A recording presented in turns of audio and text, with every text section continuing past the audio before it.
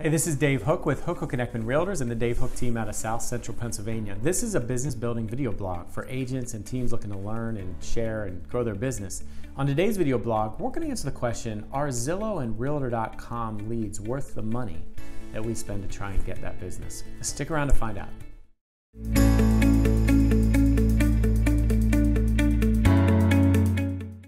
All right, on today's video blog, we're going to answer the question, are Zillow and Realtor.com leads worth the money and time that we spend to acquire that business?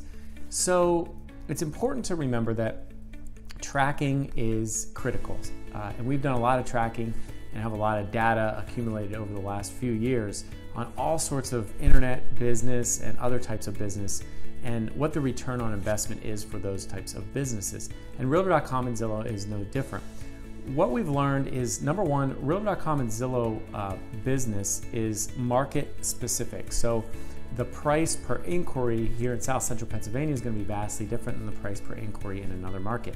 Also, due to the way Zillow is set up, the price per inquiry in one zip code may be dramatically higher than another, just due to temporary demand, depending on how many agents or brokers are investing in that zip code, and they can push the price per inquiry way up.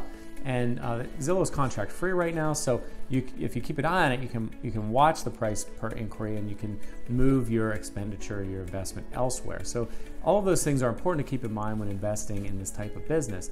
With all that said, the answer to is it worth it is it depends. What I've found is that we've gone through seasons where we've lost money and got not a good return on investment or a negative return on investment on that type of expenditure.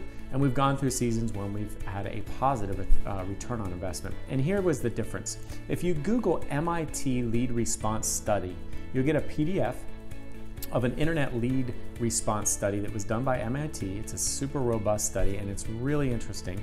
And you'll find that whether in the sales world we convert internet business depends highly on a few things. Number one, how quickly we respond to the inquiry.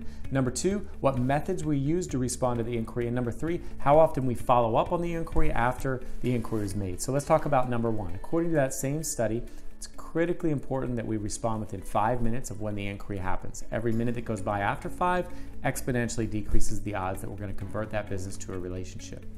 Number two is what methods we use to follow up with that business. So people prefer different methods of communication. It's important not only to call that business within 5 minutes of the inquiry, but also shoot them a text and an email. You'll find that different people respond with different methods. And number three, the amount of times we follow up. If we didn't make a connection quickly, it's important not to give up. Most salespeople call one time and then that's the end of it.